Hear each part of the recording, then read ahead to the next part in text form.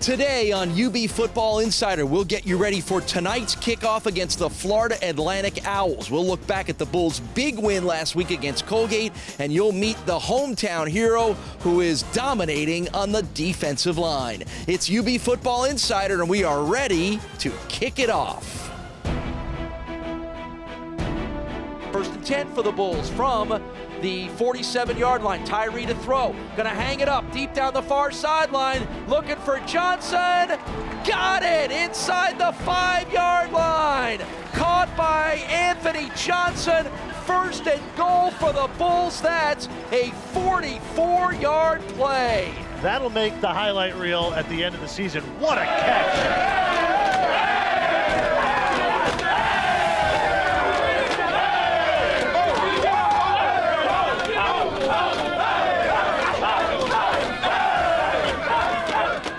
When you come to the sideline, we scored like the first 3 or 4 possessions, and you come to the sideline and the offensive line says they like every play that's being called, everything feels great, the receivers feel great, having that chemistry and everyone talking to each other and everyone being on the same page, that kind of got us going and helped us out. Well, hi, everybody, and welcome to UB Stadium. Following the Bulls' first win of the year, a 33-10 victory over the Colgate Raiders. My name is Paul Peck with Bulls radio color analyst Scott Wilson. FCS team comes into town, Scott. There is one job for a school like UB to do, and that is just to go out there and beat them, and the Bulls did that. It was a quick and dominating performance. Buffalo jumping out to the early lead, never looking back, scoring on every single possession of the first half, and putting the game away. They were able to use all facets of that offense. Tyree Jackson, his legs, his arms, the tight end got involved, wide receivers had big plays down the field.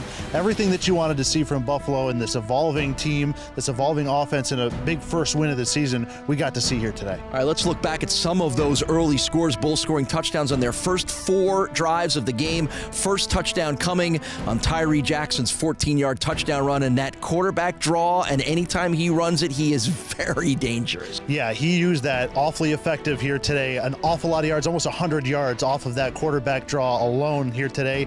It was the big play that they scored on at Army, used it again here to score a big touchdown. That was a 3rd down play. Tyree Jackson was in control right from the get-go. Career high 97 yards rushing in this game for Tyree Jackson, but of course he also did it with his arm, and one of the biggest plays of the game was a beautifully designed and executed 58-yard pass to tight end Tyler Mabry. Yeah, it set up the touchdown. Mabry was wide open right down the seam.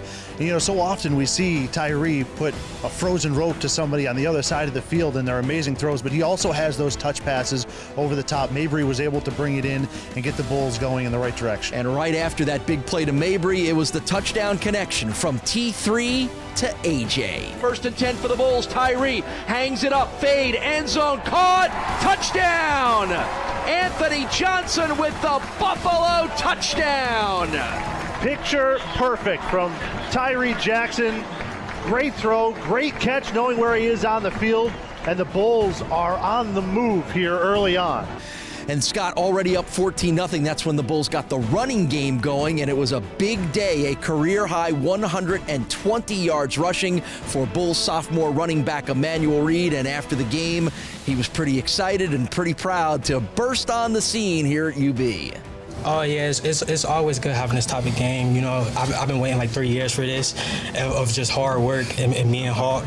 So it's really good when everything's working so good, from the pass game to the run game. You get runs like that, and we just gotta keep counting football no matter what, and we just did a good job at that today. If you look at our first 2 games, we generated big plays in the, through the air, but we never ever really got the running game consistently going, and to see us be able to kind of methodically move down the field was really a pleasure to see.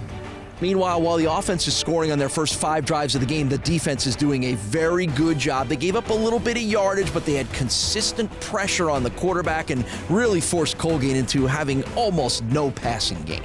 Yeah, Brenneman, the quarterback for Colgate, was under pressure all day long. He was running for his life, and even though some of those first-teamers didn't get all the sack stats that they would have wanted to there in the first half like they probably deserved, the pressure was unrelenting and forced so many errant throws that even though they didn't get the sacks, it was still a negative play for Colgate. One of the key guys on the pressure for the Bulls defense, defensive end Timon Harris. I think we did a great job. We let some things get away.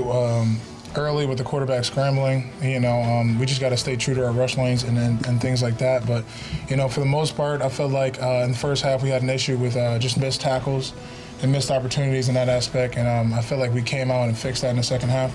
Listen up.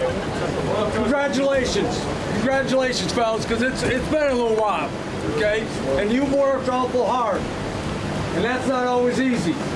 And you talk about trusting everything and trusting what we're doing and the way you went about it here from camp. These first 3 weeks, fellas, you're rewarded for that. Congratulations to you and your coaches. More. We got stuff we got to work on and clean up. All right, and that's part of being competitive and making sure that we never let up and we'll keep that throttle down. Off for 1 on 2. 1, 2. Off 1. Yeah!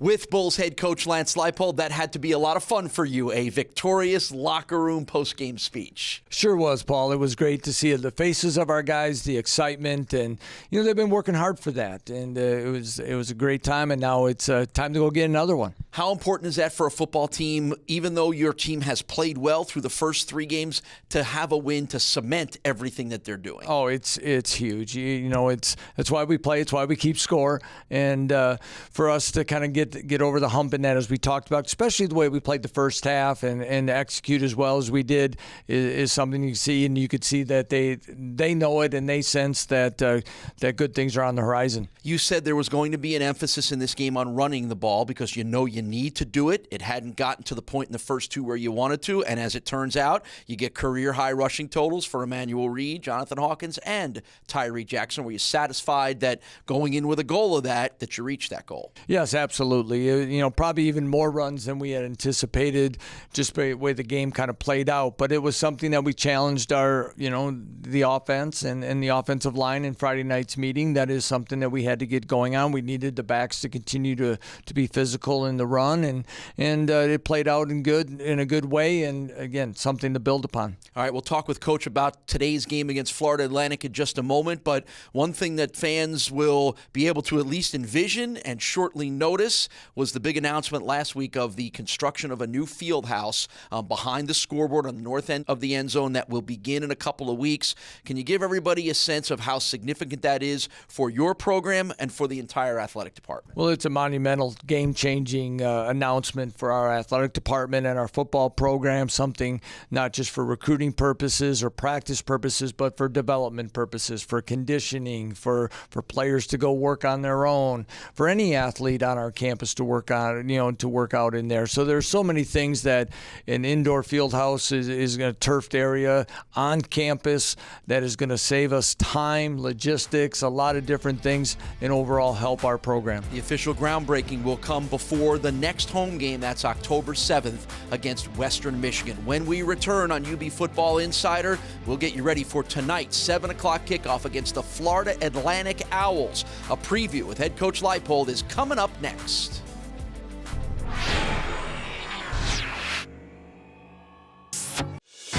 The Bulls return to UB Stadium on Saturday, October 7th in a matchup versus defending MAC champion Western Michigan, presented by Town BMW. Kickoff is at 3:30 p.m., but the excitement starts 3 hours prior right inside Stampede Square with family fun entertainment and a concert by the alternative rock band Better Than Ezra. It's the annual homecoming game, so wear the blue and white and cheer on your Bulls to victory. For tickets and more information, call 877-UB-THERE or visit UBBulls.com.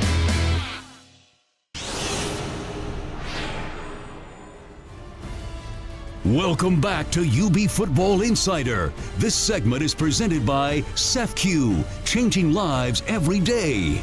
Welcome back to UB Football Insider. My name is Paul Peck with Bulls head coach Lance Leipold. We continue to get you ready for tonight's 7 o'clock kickoff against the Florida Atlantic Owls. And coach, let's start by talking about their coach. He is as high profile a coach as there is in the country. Lane Kiffin, the former Raiders, Tennessee, USC, Alabama offensive coordinator. Everybody knows who this guy is. Well, now he's running the FAU program. What kind of influences has he brought to them? Well, I think he's brought a lot of, high profile profile and high profile recruits to their program. He's been successful. Many stops along the way. He's assembled a great staff.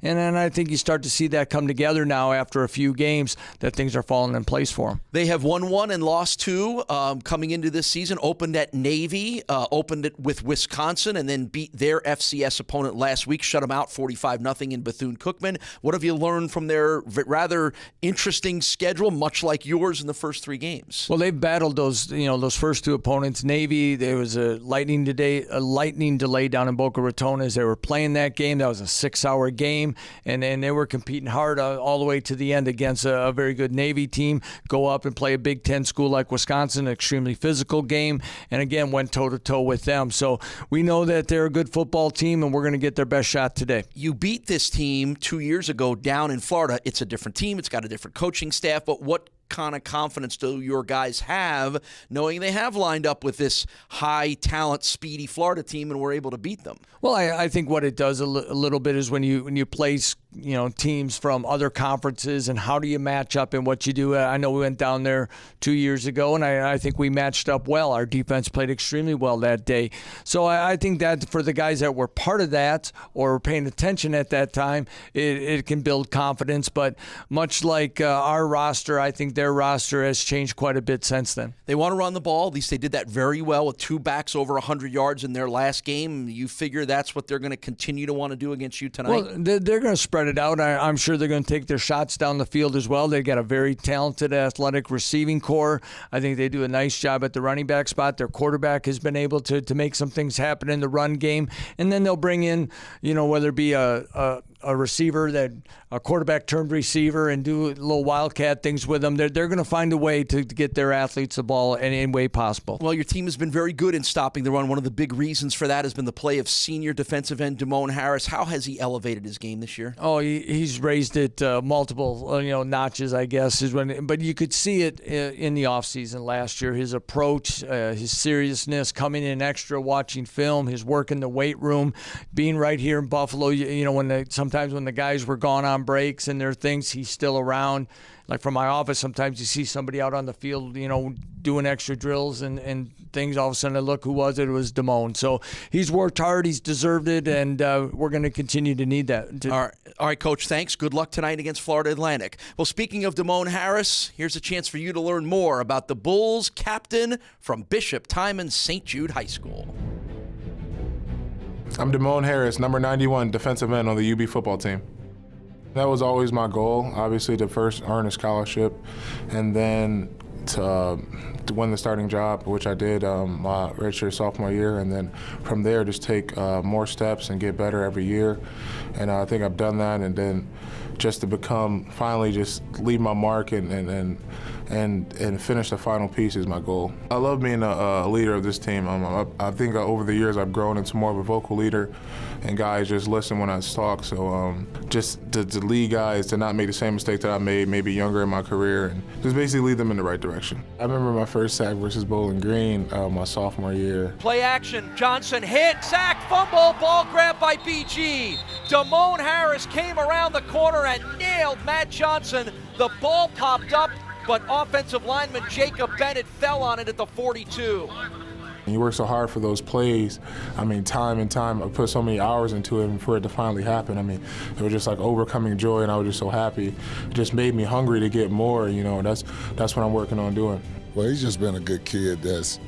You've seen the process. He went through the process. Obviously, the first year we got here was his first time ever really getting substantial playing time, and he's taken that and just kind of gotten better each year. And I think this year we're seeing the benefits of all that. He's a different-looking guy. From when I got here, they said he was a smaller guy. He was lean, so now he's a guy that bench over 400 pounds. He's a 270-pound guy. And I think you got to be dedicated, because that's one of his biggest things. We get in here Sunday morning, 9 o'clock. He's already here watching film on himself, so he's dedicated, and I think it means a lot to him. To be able to get a degree, that's a world-class education here at UB. It's second to none. To be able to earn that chance to get a degree and then to further my education on even more, and then possibly go to grad school and have that desire to want to go and get my doctorate. To have my family here, it's a blessing, honestly. A lot of guys from all over the country go to different schools all over the country, and family aren't able to make it. Not just like my immediate family, like family, extended family as well. That means a lot to me for them to be able to come to games. My goals for this season is just to be as dominant as I possibly can be and just make my mark, leave my mark here at UB, and just give it the last ride that I think I deserve, and just be the best player that I know I can be.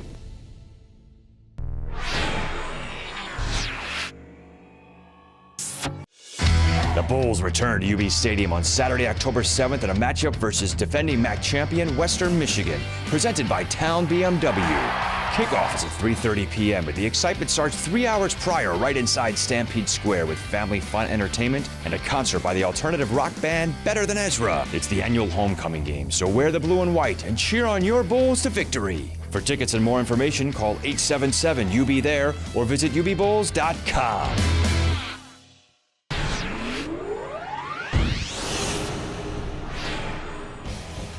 Welcome back to UB Football Insider. This segment is presented by Town BMW, the official auto partner of UB Athletics.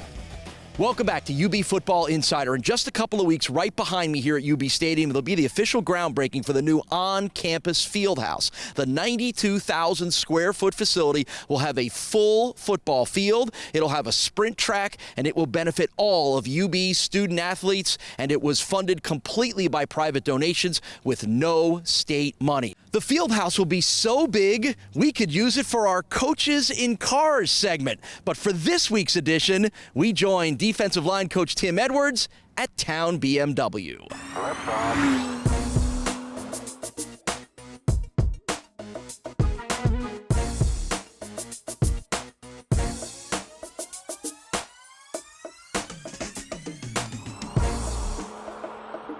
So this is part of our M Performance brand.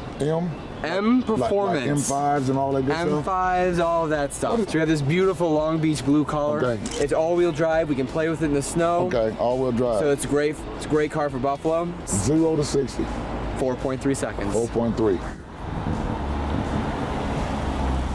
Yeah, so we have the heads-up display right there. That's what they call the heads-up display? Heads-up display. All right, so what's the number to the left? So the numbers to the left is the speed limit. So we got sensors in this car to let me know.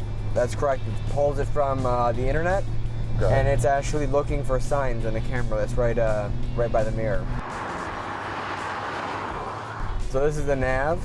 Okay. Nice little pretty screen. And you can move it while we're driving. Yep. Like most of them, you can't. You got to stop to. Nope, it'll let you input addresses, do this whole thing.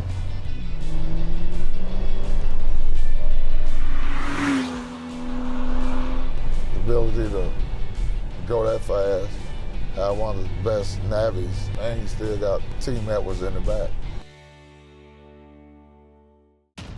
It's time now for the top 5 plays of the week, brought to you by ECMC. The difference between healthcare and true care. Number 5. Shotgun snap on third down. Tyree gonna fire deep downfield. Caught Mabry at the 40, 35, 30-yard line, 20-yard line, and tackled inside the 15-yard line. Tyler Mabry, the tight end, with a big gainer all the way down to the 14-yard line. Number 4. 1st and 10 for the Bulls. Tyree hangs it up, fade, end zone, caught, touchdown! Anthony Johnson with the Buffalo touchdown! Picture perfect. Number 3. Emmanuel Reed on the right hip of Tyree Jackson. Handoff to Reed, sprints to the side at the 5, touchdown! First career score for Emmanuel Reed, and the Bulls are 3 drives and 3 touchdowns. Buffalo firing on all cylinders. Great blocking up front and a nice read there to pick out a hole, hit it up in there, and he walked into the end zone. Number 2. 2nd down and 11. Tyree to throw again. Quarterback draw up the middle to the 10 to the 5. Touchdown! Love that quarterback draw for the 2nd time this season. Tyree takes it in for a Buffalo touchdown. Starting to see all the weapons develop here from Tyree Jackson. Number 1. 1st and 10 for the Bulls from the 47-yard line. Tyree to throw. Going to hang it up deep down the far sideline. Looking for Johnson. Got it inside the 5-yard line. Caught by Anthony Johnson. First and goal for the Bulls. That's a 44-yard play. That'll make the highlight reel at the end of the season. What a catch by Johnson along the sidelines in tight coverage. He really had no business coming down with that, and he's able to. What an athletic play by Johnson.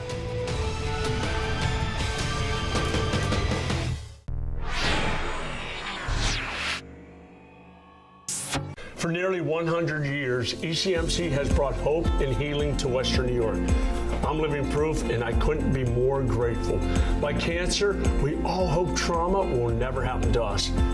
But when it does, we can rely on ECMC to always be there. I hope you join me to be there for them and help them build their new state-of-the-art trauma center and emergency department. Visit supportecmctrauma.org to help learn how you can support life-saving care. This is UB Football Insider, presented by ECMC, the difference between healthcare and true care. Welcome back to UB Football Insider. Tonight here at UB Stadium, it's the Bulls and the Florida Atlantic Owls, a 7 o'clock kickoff. Stampede Square opens at 4. The Gin Blossoms take the stage at 5 o'clock. Well, it was a dominating defensive performance for the Bulls against Colgate last week. Let's take a look at our Karuba collisions, which include another appearance by the Bayou Banger. Here are this week's Karuba collisions. Shotgun snap, handoff. No, keeper, Brenneman hitting the backfield, brought down. Jordan Collier and Chuck Harris. After Brenneman decided to keep it, he looked up, both guys in his face, and it's a loss back to the 5. Holland rolled to the left for Brenneman on first down, and in the first completion of the game, but a big hit by Devin Russell put on the wide receiver Trey Kane. It'll be a gain to the 47, a pickup of 8. Trey's going to feel that one tomorrow. That was a big hit by Russell. And he gets the shotgun snap, and he pitches it left for Matthews, looking to turn it upfield. He got crushed by the Bayou Banger. Tim Roberts put a shoulder into Alex Matthews and crushed him to the turf after just a 2-yard gain. That's a nominee for the Karuba Collision of the Week.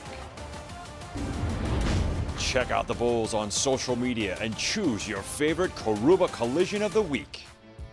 Well, thanks for watching UB Football Insider. Should be a good one tonight with the Florida Atlantic Owls and head coach Lane Kiffin coming to town. Stampede Square opens at 4. The Gin Blossoms take the stage at Stampede Square at 5. And it's kickoff between UB and FAU right behind me at UB Stadium at 7 o'clock. We'll see you here, and we'll see you next week on UB Football Insider.